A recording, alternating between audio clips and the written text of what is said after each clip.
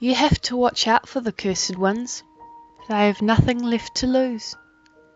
Those were the words Papa had said to me the day the news of the hungry ones had been made official. Scary grey spirit things ravaging the land, devouring everything they touched. No one in my family or friends had it though.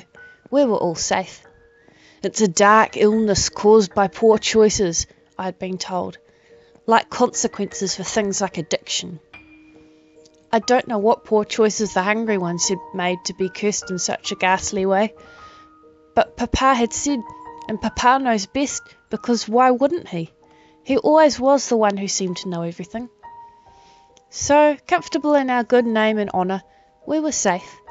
The hungry ones remained cursed, suffering for their wrongs and misdeeds, whatever they were, while the righteous remained untouched. And so it were, and so it was. We had to be careful over time though. Couldn't go out certain places or be around certain people. They might be hungry, we were warned. They might eat you up if you go near. Papa and Uncle were in charge of building the wall. Some of our closely related families had decided a wall had to be built to keep out the cursed and the hungry, and Papa, being in his position of power, was in charge. If you kept the hungry away, you wouldn't get touched by the cursed yourself.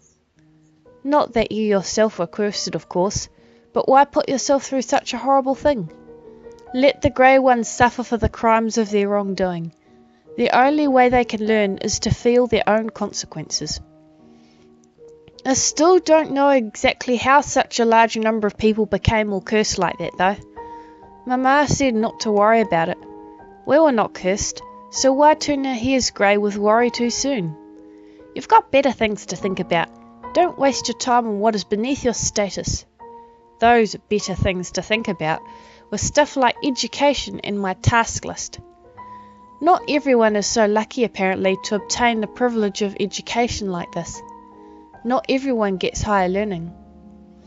I don't know who could possibly be not getting an education like mine, but they were welcome to it. I don't like so many hours of special courses upon private tutors and learning. But be careful not to think the wrong thoughts. You might become cursed through ungratefulness yourself, or even worse, hungry. I learned a new word today. It's controversy. Apparently, controversy means a lot of disagreement or argument over something, usually because it affects or is important to many people. Papa said our wall is full of controversy. Apparently some people think we are being mean because we want to protect ourselves and that the wall shouldn't be there. Papa says not to listen. He says that if you haven't done anything wrong, you shouldn't have anything to worry about. I hope this is true. I get sad thinking about people having to be shut out, and I hope they're all okay. I'm going to see if there is anything I can do to help. So I went and learned more about the people being bad and being shut out. Papa is busy lots, so he can't talk to me all the time, but I managed to find out more about them in other ways. From what I've learned, people are worried they're going to catch the curse. How can you catch a curse if you haven't done anything wrong? So I went and looked more, and apparently some people reckon that it's spread through something called poverty. I don't know what that is. Maybe it's something that makes you do wrong choices? When I went to go ask Uncle though, he says it's something that we should stay away from. Apparently it's what happens when people are bad with the things they do in life and they get poverty for being bad. You become the people you spend time with, and no one should be silly enough to catch poverty. So poverty and the curse are linked, I think. People are doing wrong things that are making them have poverty, and poverty then brings a curse. I'm going to see if I can help stop the curse. People should get to choose what their choices are, and if poverty's making them choose the bad ones, or maybe the bad choices are making them do poverty, then maybe there can be something we can do to help. I could go ask Papa, he might know what to do. Papa said that we have to stay away from the people with poverty. Apparently it's not safe to be around them because they might have the curse too. They don't look like they do though, I said. But sometimes people may have the curse secretly inside them, like when you get sick and you have symptoms beforehand. He says the poverty people are symptoms of the curse, and that if you're around them, it's dangerous. We don't have poverty though, I said, but apparently that's exactly why we must stay away. He said that people with poverty will try and hurt us because that's a symptom too. Apparently people with poverty hurt others and then they turn hungry and evil. Hearing this makes me feel sad. I want to go and talk to one of the cleaners later though, and then when I asked her if there was a cure for poverty, she said money and wealth. I have wealth. Papa does too. Our whole family has lots and lots of money. Maybe Papa doesn't know that wealth can cure the hungry ones. I wish I could go ask him. We have so much of it though that maybe I could just use a little bit of it until he comes back, and then I can ask properly. Maybe we can cure the hungry ones, and then we won't even have to build the wall. So today I went out to see the hungry ones. No one told me that I couldn't go, so I crept out during a secret hour. I took some of the money inside Papa's safe. I've watched him spin the lock so many times I don't even have to remember what the code is. I hope the amount I took is enough. I'm sure Papa won't mind with everything else he has. When I walked for ages and ages as far as I can go, it still wasn't far enough. The wall is getting to be very big now. The people around it have grey skin and are skinny and not very much hair or clothes. They don't look very wild and savage like Papa had said they were. Maybe they weren't the right ones. I gave them the money though. One lady cried. I think I'm gonna come back another time, and next time I'll bring food. One man said that he can't eat a dollar or diamonds. I'm gonna find a way to get over the wall. Maybe then if I can reach the hungry ones over the other side, I can give them food and they won't be so hungry quite so much. Today Papa is very upset. He says we've been broken into and robbed. This doesn't sound good. He says someone's taking money from our home. I hope they're alright. They must have really needed the money to come here. He doesn't know how they got past our security system. He doesn't know how they managed to sneak through unseen. I think maybe I will ask Papa about helping the hungry ones some other time, if other people are taking money from the safe too. I still plan on visiting them again soon though. I won't ask Papa for more money though, I'll just bring food. Today I found out that you can walk along the top of the wall and see both sides. Papa was showing me his wall plans and telling me how it's built. He is busy lots and lots these days. I keep wanting to ask him about my plans, but he talks on the phone heaps and has to go see lots of different people. He says the wall has to be tough to keep all the curses out. I ask him about going to see the wall and he says maybe one day. Maybe one day indeed. His wall plans have a map, which I have, and now that I have the map, maybe I can get there better and go and give food. Today I am going to go and share food with the hungry ones. Mama thinks I am in class, but secretly I have been hiding food in a place where no one can see. Instead of being in class today though, I am not. I am taking the food and going to see the wall. I have Papa's clearance cards and other things, along with a copy of his wall plans, so I don't have to walk quite so far today. I was able to get his black car to drive me there, and I only have to walk up to the wall itself. All the food that I've brought is very heavy. I have to sneak it along inside my backpack I got for Christmas, as well as some in my ballet bag and in my pockets. I'm determined though. People shouldn't have to be cursed by poverty. I walk along the wall for what feels like forever. No one is around and I can't see any monsters or curses on people. Maybe this is the wrong wall. Is there more than one?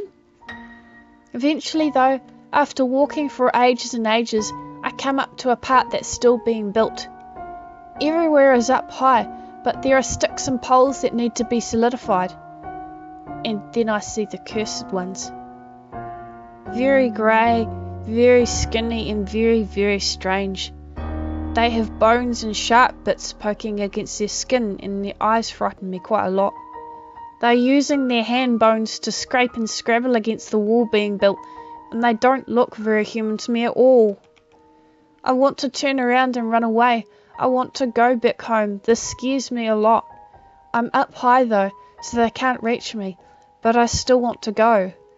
I remember Papa's words about the poverty making people monsters, and even though I'm very scared, it must be awful to be like that.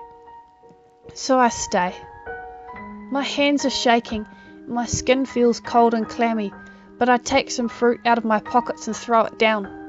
It hits one of the hungry monsters on the head, and its face snaps around and chomps it before it even properly bounces off. Cold, hollow eyes pick through every nook and cranny until they rise up and rest on me. I can't do this. I can't do this. The monster's eyes are the absolute scariest thing I've ever seen. I can't even hold all the food anymore. It just goes spilling down and gets savaged by all the monsters at the bottom of the wall. Alha! My own head whips round at the harsh calling of my name. Uncle! He's quick marching across the wall at me, and when he comes up to me he seizes my wrist, yanking me away from the edge. What do you think you're doing? My eyes water and I look down and say nothing. The monsters at the bottom are sniffing round for anything left. Uncle sees my gaze and where I'm looking. Is this what you're wanting to become? He shoves me out over the edge, clamping down tightly on my arms. You're hurting me, I exclaim, but he doesn't care. Is this the future you want? Does your father even know you're out here? He jerks me back across the edge of the wall. My wrists and arms are really starting to hurt now. Come with me! Like I have a choice, as he yanks me along behind him. I don't even get the chance to pick up my ballet bag. Alha has been very naughty today. Papa's been told of what I've done. He knows that I snuck out and that I've been taking food. He's heard all Uncle's side of the story, but never once did I get to explain mine. I'm locked away in my room, and no one even cares to hear what I had to say. Papa doesn't care to ask how I got the marks on my arms. Does he even care to know how Uncle treated me? Tears have tracked their way down the sides of my face and have left dark stains in my dress. This is so unfair. How can they help stop the poverty if they won't even stop to hear all the details? The faces of the cursed keep playing in my memory. The haunted expressions of the poverty people won't leave my mind. Uncle and Papa want to keep me locked away forever, but the hungry ones need food. If Papa won't help, I'll have to try and do things all myself. I look around my room at all my toys and books. None of these are food, but all are wealth. And I don't want any of it, not like this. A sudden angry spark flashes in my mind, and I grab my books, throwing them as hard as I can at my window. They hit the glass hard again and again. Next is my clock, and after that all my shoes. I'm getting more and more upset, throwing all my things, but then suddenly the window's broken, and the cold, dry air is coming in from the night outside. And eyes. There are large, haunting eyes outside the window, too large to belong to a cat or a person. My stomach drops, and I go very quiet, very still. Switching off the light, I creep up to the window, looking out to see just how many eyes there are out there.